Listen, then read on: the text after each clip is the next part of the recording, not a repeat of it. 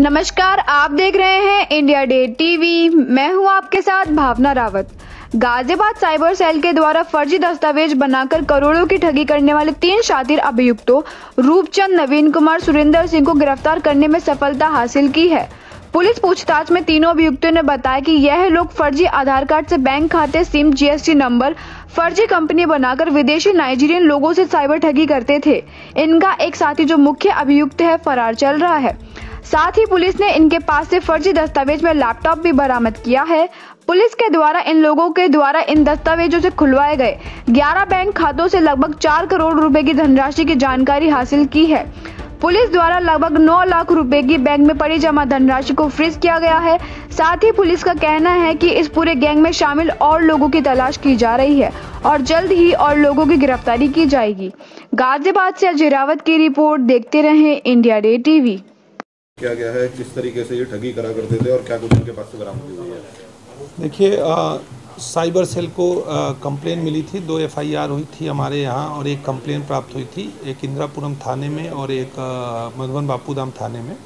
उसके जब इन्वेस्टिगेशन की गई तो ज्ञात हुआ कि ये जो सुरेंद्र नाम का व्यक्ति है, इसके एक फर्जी आधार कार्ड के आधार पे खाते खुलवाए गए हैं, जिसमें इनके द्वारा केमिकल सप्लाई के नाम पे विभिन्न रोग के लिए जो केमिकल्स आते हैं उनकी सप्लाई के नाम से लगभग एक जगह लगभग 24 लाख की और दूसरी जगह लगभग 8.5 लाख की ठगी की गई थी। इस पे जब टीम ने काम किया तो 2 लड़के और पकड़े गए जिन्होंने सुरेंद्र के आधार कार्ड बनवाने में मदद की थी। बाकी अन्य साथियों की तलाश की जा रही है। जल्दी उनकी भी गिरफ्तारी कर आवश्यक वैधानिक कार्रवाई की जाएगी। सर, कैसे लोगों को चिन्हित करते थे और फिर कैसे उनसे संपर्क किया जाता था?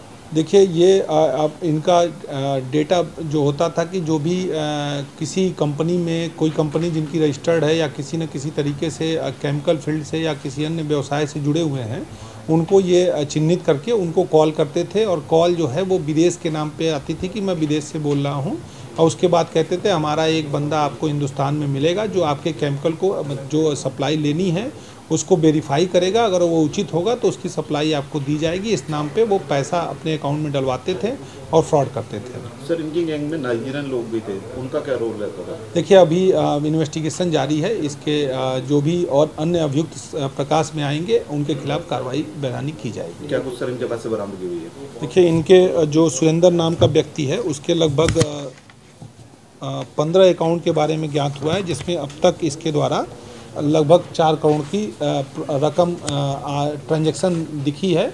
बाकी अन्य खातों की डिटेल ज्ञात की जा रही है और जो भी इसमें कल्प्रिट होंगे उनकी तलाश कर उनके खिलाफ कार्रवाई की जाएगी।